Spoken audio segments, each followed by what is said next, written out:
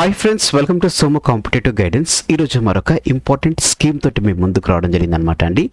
ఆ స్కీమ్ పేరు ఏంటి అని మనం చూసుకున్నట్లయితే కనుక ఇందిరా సౌరగిరి జల వికాస పథకం అనేటువంటి తెలంగాణ గవర్నమెంట్ స్కీమ్ తోటి మీ ముందుకు రావడం జరిగిందనమాట.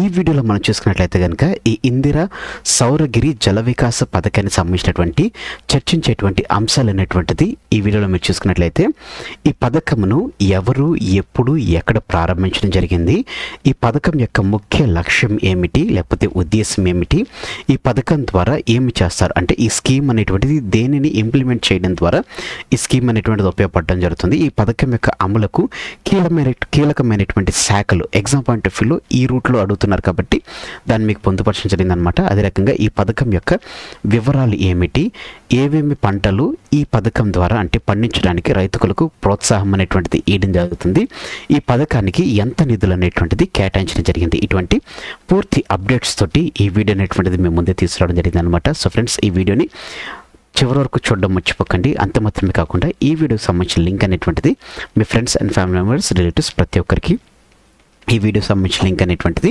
మీరు షేర్ చేయడం మర్చిపోకండి. మరి ప్రాముఖ్యంగా ఈ వీడియోకి సంబంధించినటువంటి పీడిఎఫ్ ఫైల్ అనేటువంటిది మీకు కావాలనుకున్నట్లయితే కనుక ఈ వీడియో అనేటువంటిది 100 లైక్స్ వెళ్ళిన తర్వాత వీడియోకి సంబంధించినటువంటి పీడిఎఫ్ అనేటువంటిది నేను మీకు ప్రొవైడ్ చేస్తాను అనమాట అండి. సో ఫ్రెండ్స్, ఈ వీడియోని చివరకు చూడడం మర్చిపోకండి. ఇక మనం ఏ మాత్రం లేచుకోకుండా కంటెంట్లోకి వెళ్ళిపోదాం. ఫస్ట్ ఆఫ్ ఆల్ మనం చూసుకున్నట్లయితే కనుక ఇందిరా సౌరగిరి జల వికాస పథకం ఏదైతే ఉందో ఈ పథకాన్ని ఎవరు ప్రారంభించారని మనం చూసుకున్నట్లయితే కనుక ఈ పథకాన్ని మే 18, 2025 అంటే ఈ రోజున ముఖ్యమంత్రి శ్రీ రేవంత్ రెడ్డి గారు ఈ పథకాన్ని ప్రారంభించడం జరిగిందనమాట. ఇందిరా సౌరగిరి జల వికాస్ పథకం అనేటువంటిది మే 18, 2025 ముఖ్యమంత్రి శ్రీ రేవంత్ రెడ్డి గారు ఈ పథకాన్ని ప్రారంభించడం జరిగిందనమాట అండి. ఎక్కడ ప్రారంభించారని మనం చూసుకున్నట్లయితే కనుక నాగర్ కర్నూలు జిల్లాలో ఉన్నటువంటి మన్ననూరులో ఈ పథకం అనేటువంటిది ప్రారంభించడం జరిగింది అనమాట అండి. ఈ పథకానికి సంబంధించినటువంటి చూసుకున్నట్లయితే కనుక లక్ష్యం ఏంటని మనం చూసుకున్నట్లయితే గిరిజనులకు ROFR చట్టం క్రింద కేటాయించినటువంటి భూములు ఏవైతే ఉన్నాయో వాటిని మనం పోడు భూములు అని చెప్పేసి కూడా అనడం జరుగుతుంది అనమాట. ఈ భూములకు సంబంధించినటువంటి పూర్తి స్థాయిలోకి సాగులోనికి వాటిని తీసుకుని వచ్చి వారిని ఆర్థికంగా బలోపేతం చేయడమే ఈ ఇందిరా సౌరగిరి జల వికాస పథకం యొక్క ముఖ్య ఉద్దేశంగా లేకపోతే లక్ష్యంగా తెలపడం జరిగింది అనమాట అండి. దీని ద్వారా చూసుకున్నట్లయితే గిరిజనులకు వచ్చినటువంటి అంటే ROFR చట్టం క్రింద వచ్చినటువంటి భూములు ఏవైతే పోడు భూములు ఏవైతే ఉన్నాయో వాటిని పూర్తిగా సాగులోనికి తీసుకురావడం జరుగుతుంది అనమాట. అంటే పోడు భూముల ద్వారా చూసుకున్నట్లయితే కనుక దానిని చూసుకున్నట్లయితే కొన్ని అంటే వాటర్ ఉన్నటువంటి ప్రాంతాలు అంటే వాటర్ వెళ్ళేటువంటి ప్రాంతాలకు మాత్రమే వారు వ్యవసాయం కానీ ఏదన్నా ఇతర పంటలు అనేటువంటిది చేసుకుని వారి జీవనోపాధి అనేటువంటిది కొనసాగించుకోవడం జరుగుతుంది.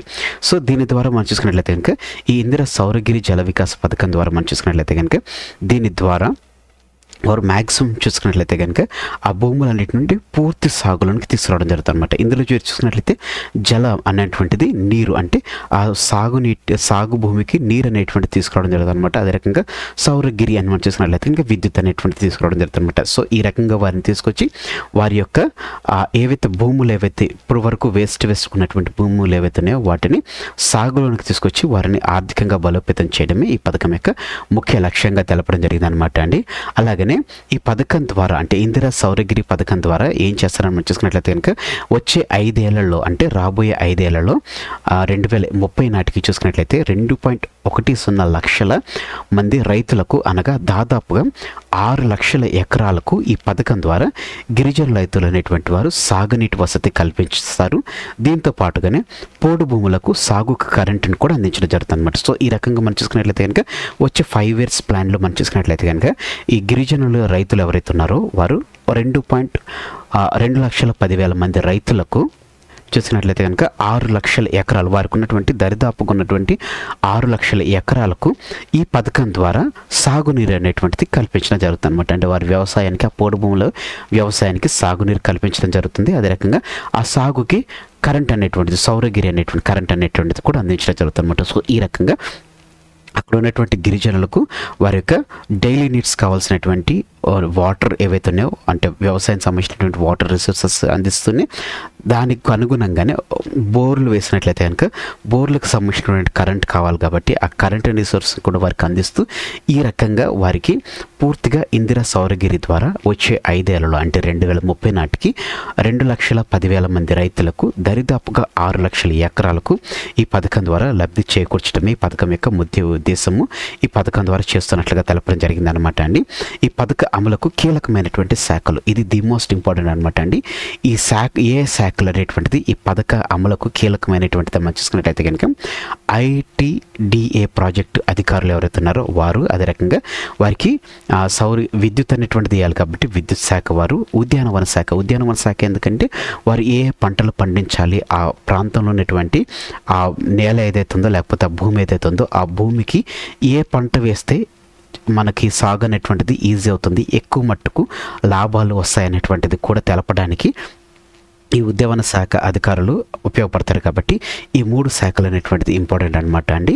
సో ఈ శాఖల వారు దీనికి అమలుకు ఎంతగానో కృషి చేయాల్సి ఉంటుంది అనమాట అండి. దాంతో పాటుగానే మనం చూసుకున్నట్లయితే కనుక ఈ పథకం యొక్క వివరాలు మనం చూసుకున్నట్లయితే కనుక పట్టాలు పొందినటువంటి గిరిజన గ్రామాలను మొదట ఎంపిక చేస్తారు. అంటే ఈ ఇందిరా సౌరగిరి జల వికాస పథకం ద్వారా మనం చూసుకున్నట్లయితే కనుక మొట్టమొదటిగా ఎవరైతే గిరిజనులకు ఆ గిరిజన ప్రాంతంలో ఉన్నటువంటి పోడు భూములు ఏవైతే ఆ స్కీమ్ ద్వారా వచ్చినటువంటియో వాటికి పట్టాలు ఉన్నట్లయితే కనుక ఫస్ట్ పట్టాలు ఉన్నటువంటి వారిని, ముందుగా ఉన్నటువంటి వారిని ఎంపిక చేస్తారు. ఆ గ్రామాలలో పట్టాలు ఉన్నటువంటి వారిని మొదట ఎంపిక చేయడం జరుగుతుంది అనమాట అండి. ఎంపిక చేసిన తర్వాత ఆ గ్రామాల్లో భూములు ఉన్నటువంటి జలవనరుల లభ్యత కోసం జియోలాజికల్ సర్వే అనేటువంటిది ఏర్పాటు చేస్తారు. అంటే ఉన్నటువంటి భూమిలో ఒకవేళ మనం బోర్ వేస్తే కనుక ఆ బోర్ వేస్తే నీళ్ళు అనేటువంటిది సమృద్ధిగా వస్తాయా రావా అనేటువంటి తెలుసుకునేటువంటి కార్యక్రమం ఎవరు చేస్తారు, జియోలాజికల్ వారు చేస్తారు. సో వారు జియోలాజికల్ సర్వే చేసి ఏ ప్రాంతంలో బోర్ వేస్తే మనకి నీరు అనేటువంటిది సమృద్ధిగా వస్తుంది అనేటువంటిది మొత్తం ఒక జియోలాజికల్ సర్వే చేసి ఆ ప్రాంతంలో బోర్ అనేటువంటిది వేయడం జరుగుతుంది అనమాట అండి. ఆ గ్రామంలో ఆ బోర్ ద్వారా ఆ జనాల లభ్యత గురించి వారందరికీ నీరు వెళ్ళే రకంగా వీరు చేయడం జరుగుతుంది అనమాట అండి. సో జియోలాజికల్ సర్వే చేసిన తర్వాత ఆ ప్రాంతంలో బోర్ అనేటువంటిది వేస్తారు. బోర్ వేసిన తర్వాత సోలార్ పంప్ సెట్స్ అనేటువంటిది బిగించడం జరుగుతుంది అనమాట. దీనికి డైరెక్ట్గా కరెంట్తో పాటుగా మనం చూసినట్లయితే కనుక సోలార్స్ అనేటువంటిది, ఎందుకంటే చాలా మట్టుకు చూసుకున్నట్లయితే కనుక గిరిజన భూములు అనేటువంటిది కొండ ప్రాంతాల్లో ఉండడం జరుగుతుంది, అదే రకంగా చాలా ఎత్తైన ప్రాంతాల్లో ఉండడం జరుగుతుంది. ఆ ప్రాంతాల్లో విద్యుత్ లైన్స్ అనేటువంటిది ఉండవు కాబట్టి సో అటువంటి విద్యుత్ లైన్స్ లేని ప్రాంతాల్లో కూడా వీరికి బోర్ అందించాలంటే కనుక సోలార్ పంప్ సెట్స్ అనేటువంటిది వారికి ఒక బెస్ట్ ఆప్షన్గా ఉంటుంది. కాబట్టి ఈ సోలార్ పంప్స్ అనేటువంటిది కూడా ఇచ్చేటువంటి ఉపయోగంలో ఈ రకంగా, అంటే ఒకవేళ కరెంట్ లేకపోయినా కొన్ని సార్లు ఏమైనా అంతరాయం కలిగినా కానీ సోలార్ పంప్స్ ద్వారా వారికి ఏ విధమైనటువంటి వ్యవసాయానికి కానీ పంటకు కానీ ఏ విధమైనటువంటి ఇబ్బందులు తలెత్తుకోకుండా ఈజీగా వ్యవసాయం చేసుకునేటువంటి విధానంలో సోలార్ పంప్ సెట్లు అనేటువంటిది కూడా బిగించడం జరుగుతుంది అనమాట అండి. అదే రకంగా ప్లాంటేషన్ అనేటువంటిది కూడా చేయడం జరుగుతుంది అనమాట అండి. అలాగనే డ్రిప్ ఏర్పాట్లు చేస్తారనమాట. అంటే వచ్చేటటువంటి నీటిని అనేటువంటిది చుక్క అనేటువంటిది వ్యర్థం కాకుండా చూసుకోవాలి కాబట్టి ఆ చుక్కని ఎలా వినియోగించుకోవాలనేటువంటిది డ్రిప్ ఇరిగేషన్ అనమాట. ఈ డ్రిప్ ఇరిగేషన్ ద్వారా ఏ విధమైనటువంటి నీరు అనేటువంటిది వృధా కాకుండా మొక్కకి అవసరమైనటువంటి చోట, అంటే వేర్లు వరకు మాత్రమే చక్కగా నీరు వెళ్తూ నిరంతరాయంగా నీరు వెళ్తూ చేసేటువంటి వ్యవస్థ డ్రిప్ ఇరిగేషన్ అనమాట. ఈ డ్రిప్ ఇరిగేషన్స్ అనేటువంటిది, డ్రిప్ ప్లాంటేషన్ అనేటువంటిది కూడా ఆ ప్రాంతంలో చేస్తూ తద్వారా వచ్చినటువంటి కొంచెం నీటినైనా కానీ సస్యశ్యామలంగా ఉపయోగించుకునేటువంటి విధానంలో డ్రిప్ ఇరిగేషన్ కూడా చేయడం జరుగుతుంది అనమాట అండి. సో ఇలా చేయడం ద్వారా వారికి మంచి ఆర్థికంగా వారిని బలోపేతం చేయడము దాని యొక్క ముఖ్య ఉద్దేశంగా తెలపడం జరిగింది అనమాట అండి.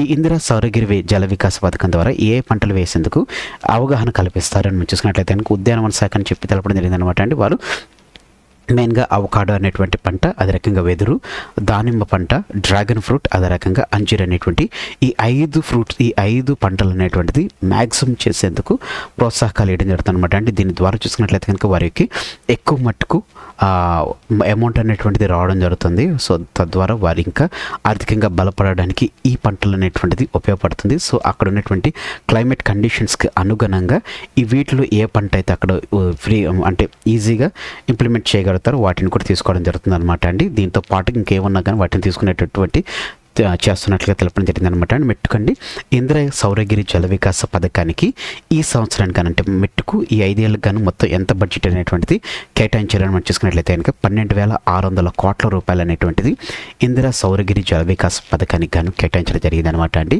సో ఫ్రెండ్స్, ఇదండి ఇందిరా సౌరగిరి జల వికాస పథకానికి సంబంధించినటువంటి పూర్తి ఇన్ఫర్మేషన్తో కూడినటువంటి video. Thanks for watching the video. ఇందులో ఉన్నటువంటి కంటెంట్ అదే రకంగా నా ఎక్స్ప్లెనేషన్ అనేటువంటిది మీకు నచ్చినట్లయితే మీరు ఇంకా మన సోము కాంపిటేటివ్ గైడెన్స్ అనేటువంటి యూట్యూబ్ ఛానల్ మీరు ఇంకా సబ్స్క్రైబ్ చేసుకోకపోతే కనుక కింద సబ్స్క్రైబ్ అనే బటన్ ఉంటుందండి.